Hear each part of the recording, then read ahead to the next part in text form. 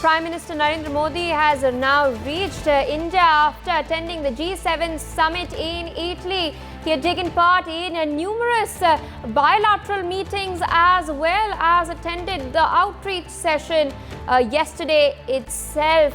He had spoken at the session. He'd spoken specifically about AI, energy as well as security.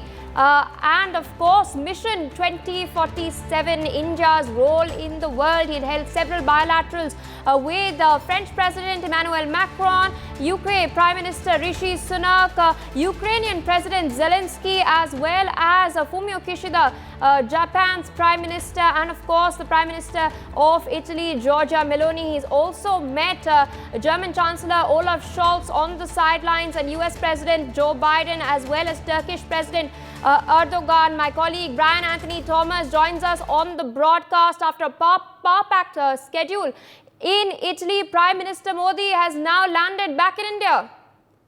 Well, definitely, Pia, the Prime Minister has concluded his visit to Italy after attending the very G7 summit and even his bilateral meetings. And today, after concluding his, one-day visit to Italy, he has, reached India. And during his stay also, he actively, Pia participated in the G7 summit and held bilateral meetings with several world leaders, including, British Prime Minister, French President, and even Pope Francis. And, in a notable address also as an outreach session of the G7 summit also, the Prime Minister also emphasized the need to end monopolies also in technology. He highlighted the importance of making technology more inclusive and create to foster a more equitable society. He particularly even stressed the importance of artificial intelligence and noted that India is among the first countries to develop a national strategy for AI.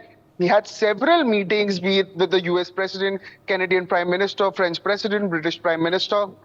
And even, besides India, also Italy also definitely extended invitations to leaders from 11 developing countries across Africa, South America, and even Indo-Pacific region to participate in the G7 summit. There was a call for peace and diplomacy, and even in their interactions also, including with Ukrainian President Volodymyr Zelensky, also the Prime Minister also reiterated the importance of dialogue and diplomacy as the path of achieving peace. And definitely his visit also, Pia, underscores India's active engagement in global discussions of technology, peace, development, and his bilateral meetings and participation in the G7 summit definitely reflect India's strategic priorities and the commitment to fostering international connections. Yes.